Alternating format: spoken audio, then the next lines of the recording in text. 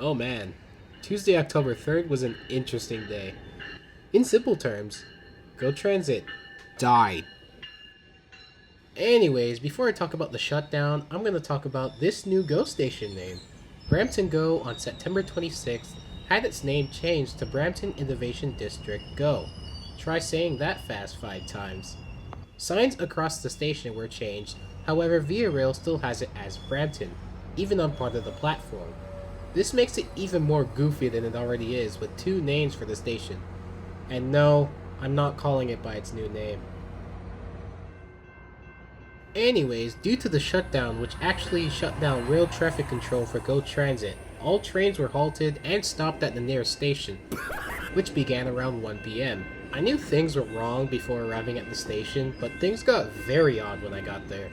Typically when I get there, there's already a GO train routed west on track 2, and track 2's westbound signal should have something. That day, it was all red. Another odd thing was that signals would change aspects weirdly, and on top of that, trains were given speed restrictions. Out of the entire day, I only caught one train, CN 122. Leading was CN 5773, an EMD SD75I with an Equirail e-bell. Typically trains like 122 would be flying through here, however, 122 passed through at an extreme slow pace.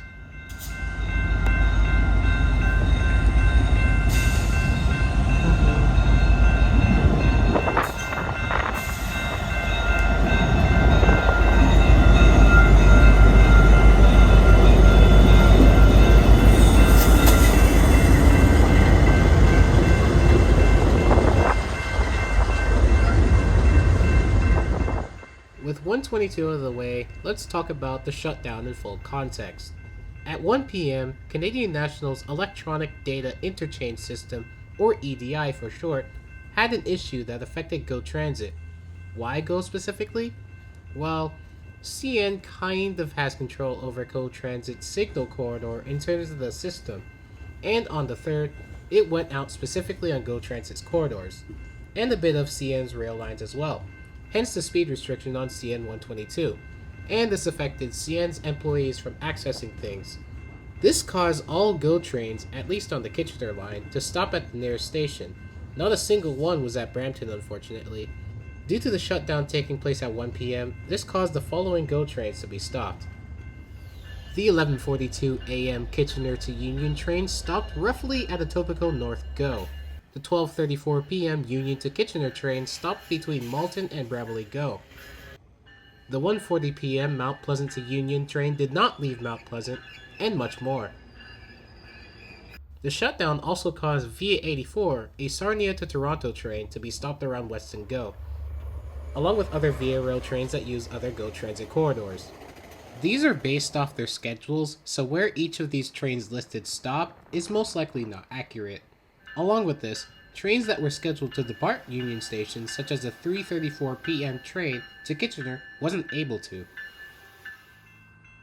Trains that terminate most likely start their journey heading back the other way or another route.